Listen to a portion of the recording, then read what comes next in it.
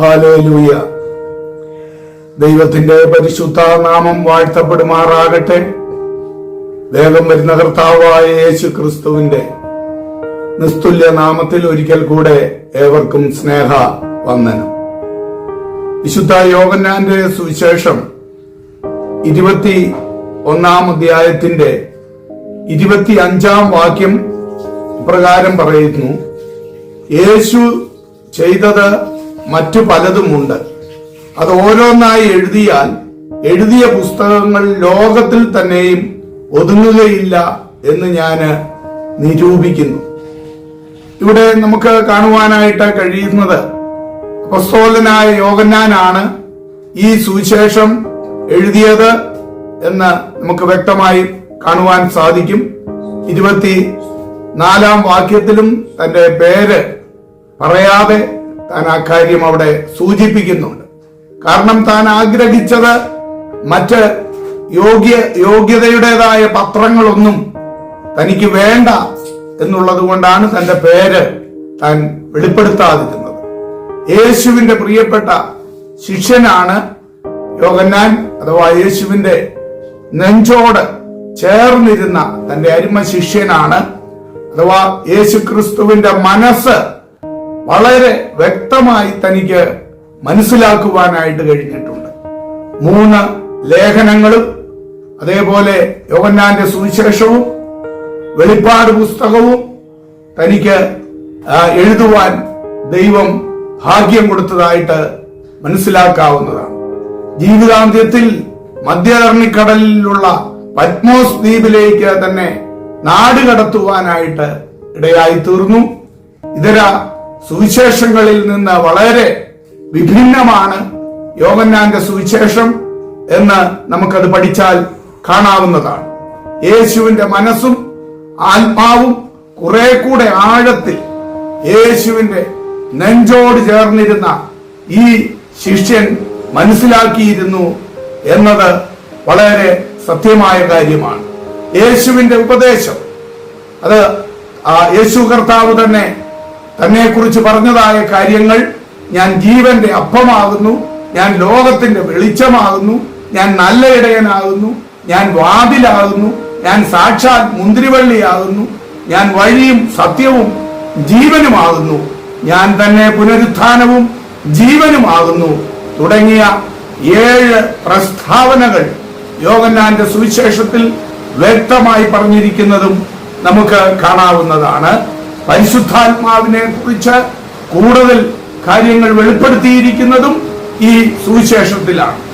ഈ തന്റെ പ്രത്യേകമായ ഈ എഴുത്തുകളിലെല്ലാം ഉദ്ദേശം യേശു ദൈവപുത്രനായ ക്രിസ്തു എന്ന് നിങ്ങൾ വിശ്വസിക്കേണ്ടതിനും വിശ്വസിച്ചിട്ട് അവന്റെ നാമത്തിൽ നിങ്ങൾക്ക് ജീവൻ ഉണ്ടാകേണ്ടതിനും ഇത് എഴുതിയിരിക്കുന്നു എന്നാണ് യോഹന്നാൻ തന്റെ ആ സുവിശേഷത്തിൽ താൻ ഊന്നി പറയുന്നതും നമുക്ക് കാണുവാനായിട്ട് കഴിയുന്ന യാഥാർത്ഥ്യമാണ്. അപ്പോൾ മറ്റ് സുവിശേഷങ്ങളിൽ നിന്ന് വ്യത്യസ്തമായിട്ട് യേശു ക്രിസ്തു ദൈവപുത്രനെന്നും യേശു ക്രിസ്തുവിലൂടെ മാത്രമാണ് നിത്യജീവൻ അനുഭവിപ്പാൻ കഴിയുകയുള്ളൂ എന്നും വളരെ ആധികാരികമായി താൻ ഇവിടെ രേഖപ്പെടുത്തുന്നതാണ് നമുക്ക് കാണുവാൻ കഴിയുന്നത്.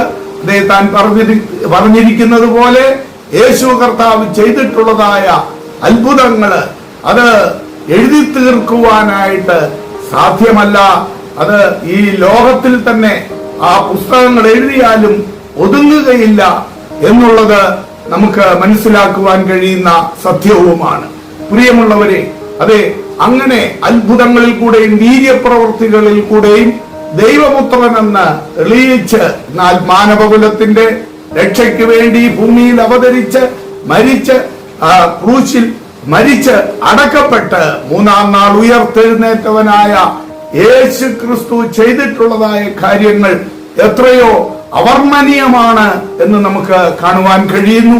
ആ കർത്താവിന് നമ്മെ കുറിച്ചുള്ളതാകുന്ന പദ്ധതികളും എത്ര വലുതാണ് എന്ന് നാം ആഴങ്ങളിലേക്ക് ആ യോഹന്നാനെ പോലെ ഇറങ്ങിച്ചെന്നാൽ, യേശുവിന്റെ നെഞ്ചോട് ചേർന്നിരുന്നാൽ നമുക്കും അത് മനസ്സിലാക്കുവാനായിട്ട് കഴിയുന്ന യാഥാർത്ഥ്യമാണ് ജീവിതത്തിൽ പലവിധമാകുന്ന പ്രശ്നങ്ങളുമായി എതിർത്ത് പോരാടി നിൽക്കുന്ന, പ്രശ്നങ്ങളിൽ ഗതിമുട്ടി നിൽക്കുന്ന പ്രിയമുള്ളവരെ, യേശുവിന്റെ നെഞ്ചോട് ചേർന്നിരുന്നു കൊണ്ട് പരിഹാരം കാണുവാൻ ഏൽപ്പിച്ചു കൊടുക്കാം. അവിടുന്ന് നമ്മെ അനുഗ്രഹിക്കുമാറാകട്ടെ. ആമേൻ. യോഹന്നാൻ ദർശനം കണ്ടു, ദിവ്യ ദർശനം കണ്ടു. കർത്തൃദിവസത്തിൽ ആത്മവിവശനായി ദർശനം കണ്ടു. നാദവും കേട്ടു, മഹാനാദവും കേട്ടു. പിന്തിരിഞ്ഞിടവെ കാഹളത്തിനൊത്ത നാദവും കേട്ടു.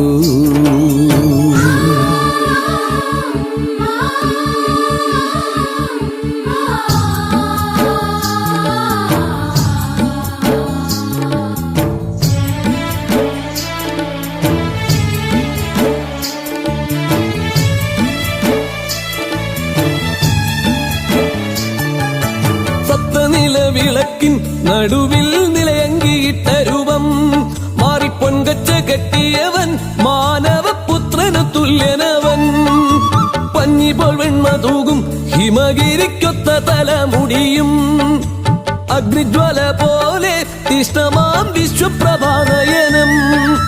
തൃപ്പാദമാകവെ ചുട്ടുപഴുത്തൊരു വെള്ളോട്ടിൻ സാദൃശ്യവും 1000 സാഗരമൊന്നായിരം നാദവും കേട്ടു നിന്നു.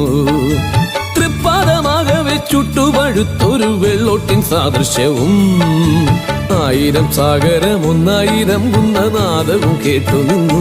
യോഹന്നാൻ ദർശനം കണ്ടു, ദിവ്യ ദർശനം കണ്ടു. കർത്തൃദിവസത്തിൽ ആത്മവിവശനായി ദർശനം കണ്ടു. നാദവും കേട്ടു, മഹാനാദവും കേട്ടു. പിന്തിരിഞ്ഞിടവെ കാഹളത്തിനൊത്ത നാദവും കേട്ടു.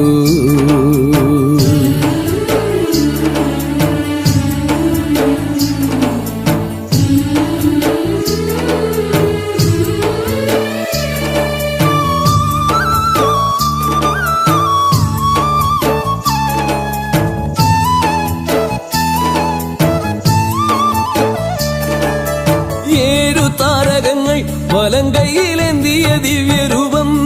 തിരുവായ്ത്തല വാൾമുന പോൽ മൂർച്ചയും സ്പഷ്ടവും തൻ വചനം.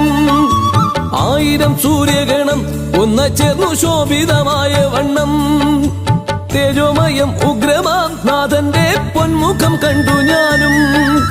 ദർശന സാഫല്യമേറ്റന്റെ മാനസം മൃത്യുവെ പുൽകിയപ്പോൾ പൊൻപാദപീഠത്തിൽ പ്രജ്ഞയകന്നൊരു മൺപൊടി പോലെയായി.